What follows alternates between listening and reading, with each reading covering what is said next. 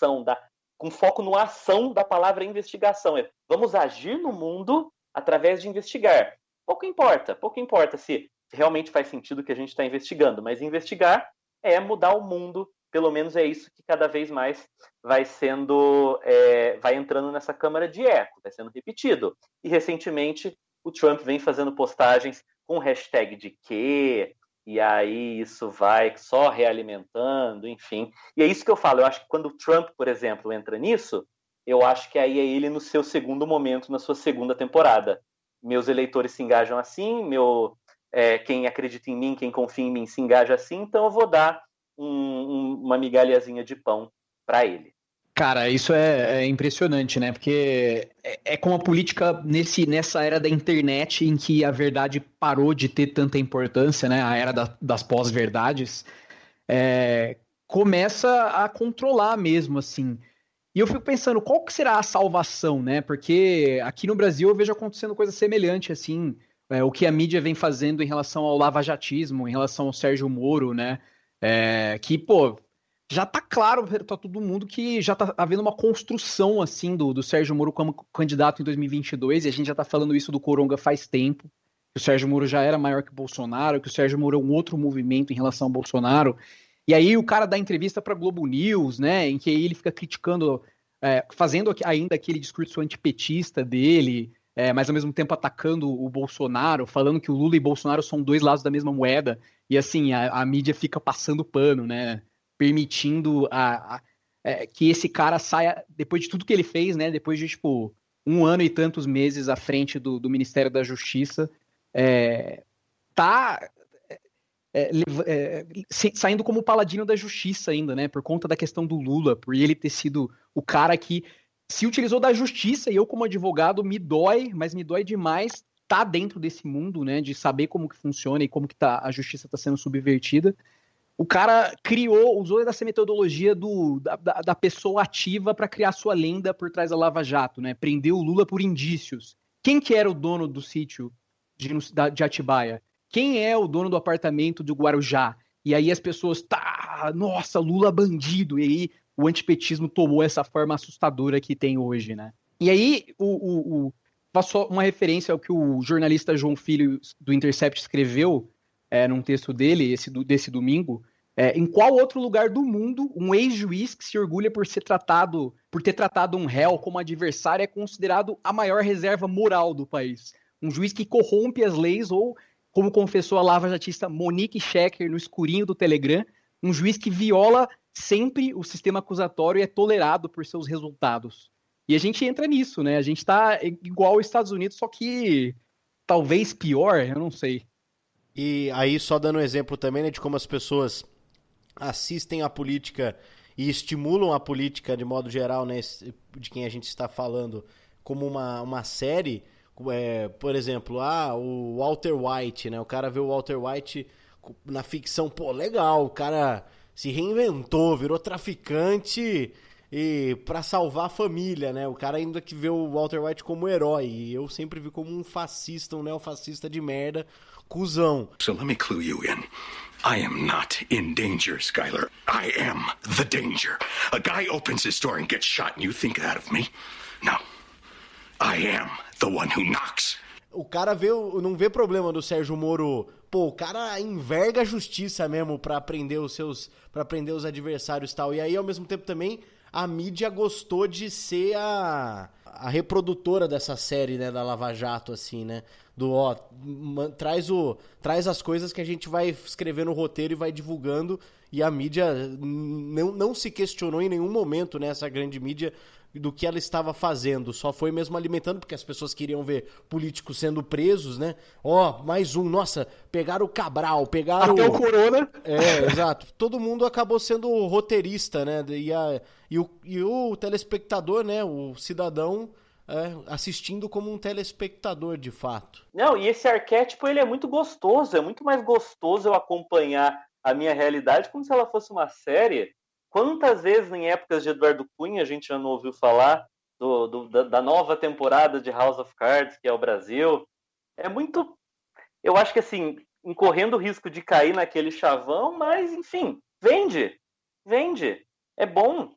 engaja essas narrativas, arquétipos, e aí você pode ir na psicologia antiga, você pode falar nos arquétipos junguianos, você pode falar na jornada do herói, no que quer que seja, esses arquétipos engajam a gente, é por isso que fez a gente assistir 6 anos de Lost, assistir uma série longa, densa, com um final maravilhoso, ninguém fale o contrário nesse podcast, por favor, mas é isso que fez, é isso que faz a gente continuar aqui, é triste, mas cada vez mais a gente se vê. E o duro é isso, eu acho que o duro é isso, que a gente se vê cada vez menos como personagem da realidade que a gente vive. A gente é cada vez mais espectador. Espectador, pode ser o espectador que quer mudar, o espectador que tá lá e fala, pô, gostei disso, entendi isso aqui, me mostra o mistério. Mas personagem a gente nunca é, a gente tá sempre ali separado. Eu acho que assim, um autor maravilhoso que fala sobre isso um pouquinho, que é bastante mal interpretado, é o Guy Debord. Guy Debord, ele era um pensador francês pouco filiado à academia, então ele não era doutor, pesquisador, cientista, não, ele era um pensador, o que assim já é uma chancela muito, muito arbitrária, mas ele era. E apesar também de nunca ter se fechado a determinada corrente de pensamento, ele sempre foi um cara que teve falas muito mais próximas do marxismo. E ele é um cara que escreveu um livro que eu acho que todo aluno de faculdade de publicidade, eu chutaria que colégios técnicos de publicidade não leram esse livro, mas faculdade de publicidade, de jornalismo, todos esses leram esse livro, que é A Bendita da Sociedade do Espetáculo. E as pessoas olham, leem esse livro inteiro e falam, pô, a sociedade do espetáculo, aquela sociedade em que tudo é um show, aquela sociedade em que quando a gente vê uma declaração tem que ser bonito que nem um programa de TV e tal. É isso também, mas não é só isso necessariamente. Ele vai falar que o que ele chama de espetáculo, ele fala claramente isso no começo do livro, ele fala, não é um acúmulo de imagens, não é a gente viver numa sociedade que é cheia de imagens, cheia de informações bonitas e tal. Não, é uma relação social entre pessoas mediada por imagens. O que isso quer dizer? Quer dizer, quem sou eu para dizer o que isso quer dizer? Mas o que isso pode ser entendido? Ele fala da seguinte maneira, fala, olha, na verdade, tudo que a gente vive hoje, do momento que a gente compra pão, da maneira como a gente se comporta na padaria, até os grandes escândalos políticos, a gente está vendo com um olhar de espectador. A gente está separado. O que tem na nossa frente ali são máscaras. A máscara do eu sou o Bruno, jornalista, sou mestre e gosto de série. Das máscaras que me definem. Como eu sou o cara que estou nesse lado do espectro político, olhando para outras máscaras que estão em determinados lados do espectro político. Mas nada disso pressupõe ação. Ninguém ali é ator, você só está olhando o mundo pelas máscaras. Quem está atuando são as máscaras. E é isso, mais ou menos isso que o Guy Debord vai falar, pelo menos no comecinho, quando ele fala do espetáculo, essa ideia da gente estar separado da agência do nosso mundo. Eu acho que isso acaba voltando um pouco naquilo que a gente estava falando, né? De se sentir incapaz de agir e de mudar aquilo que você está vivendo, aquilo que representa tudo aquilo que te guia. E ainda em relação à internet, né, e ainda pensando no seu texto, né, galera, por favor, leiam o texto do Bruno, ele é muito bom mesmo. Pesquisem, 2 tiros em Dallas, muito bom mesmo. Eu li uma reportagem do Alex Vicente, no El País Brasil, de um ensaísta francês chamado Bruno Patino, que falou que no futuro estar conectado o tempo todo será tão absurdo quanto fumar num avião conectado na internet, né? E aí ele fala de como o modelo do negócio, do capitalismo, está basicamente pautado hoje no tempo de uso de rede, né? Porque a informação virou o maior commodity do mundo e as redes querem que você fique olhando para elas e utilizando elas para eles terem o máximo de informação que eles têm de você para poder vender propaganda, enfim, fazer diversas coisas aí com as suas informações e lucrar rios de dinheiro com isso. Inclusive, mais valiosas que as empresas de tecnologia hoje são mais valiosas que bancos, né?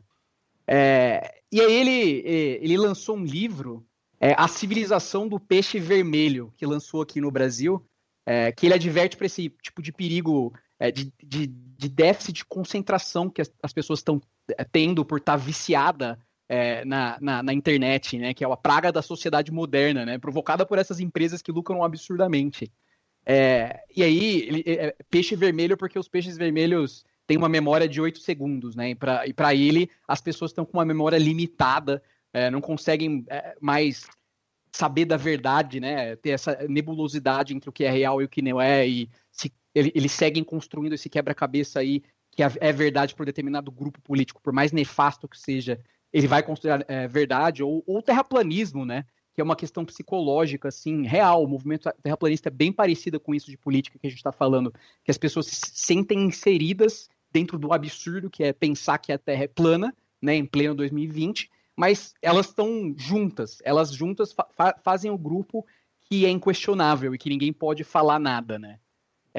Então, assim, isso que você falou também, depois que a União Soviética caiu, a gente entrou mais nessa era do capitalismo como único modelo, e aí o entretenimento foi se desenvolvendo nesses moldes, e a gente parou de ter movimentos populares realmente que fossem efetivamente lutar pela melhora, né? E naquela época, antes da União Soviética cair, tinha-se a sensação de que o capitalismo tinha que ser bom, né? Porque ele tinha um inimigo, ele tinha uma alternativa. Então o capitalismo não podia ser o que ele é hoje, né? Nesse momento hipercapitalista da vida, que ele é hegemônico. Não existe mais um adversário, uma outra proposta que veio de um movimento popular enfim, ameaçava, né? E ameaçou por quase um século a hegemonia americana. Deixa eu aproveitar. Primeiro, assim, concordo plenamente. Estou aqui pensando, vocês vão falando, eu vou pensando.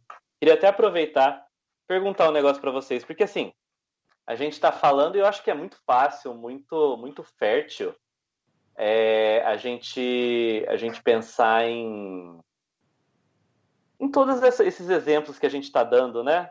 Desde, enfim, das investidas conservadoras, das investidas mais à direita, enfim, que fazem esse processo de espetacularização, enfim, e que também seguem esse tipo de engajamento, que é um engajamento investigativo, engajamento que tem a ver com você ver uma verdade oculta, esse engajamento que era conspiratório e tal.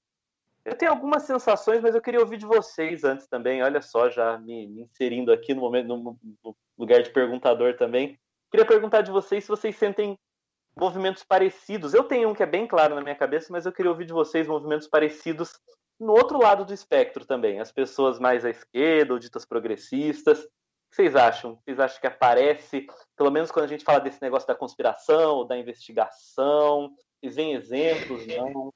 Eu acho que existe uma verdadeira guerra entre egos dos seus diferentes nichos. Poucas são as pessoas que tentam se pautar pela ciência e pela verdade, tentam estudar, tentam realmente se apegar aos fatos e não se apegam a determinadas purezas ideológicas, né, das pessoas às quais eles admiram, ou a um grupo intelectual que lê determinadas coisas dos quais eles admiram e não admitem críticas que possam desconstituir aquilo de uma forma bem parecida mesmo, assim. Eu vejo em todos os campos.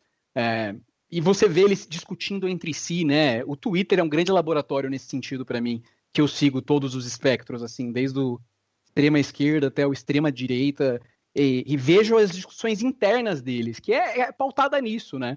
Uma ou outra vez eles se dizem, aí vem um cara totalmente apaixonado e tenta bater dessa forma de que não pode ser questionado. Então, eu acho que essa metodologia, com certeza, é utilizada por todos os aspectos políticos, ideológicos, e, enfim. Eu vejo duas situações bem pontuais que eu acho que retratam bem essa metodologia da investigação, essa metodologia Lost, o que quer que seja, que nascem e emanam ali do campo da esquerda ou do campo progressista, como quer que se queira. A primeira é mais recente, eu nem abordo no texto, mas tem a ver com uma das coisas que eu coloco lá, que é o caso do Wassef. Logo depois que ele que ele se torna uma figura extremamente importante na narrativa do dia a dia aí, com toda a história do Queiroz e tal, emerge ali uma matéria de jornal da década de 80, falando que ele era um dos investigados em um caso de sequestro e assassinato de crianças no sul do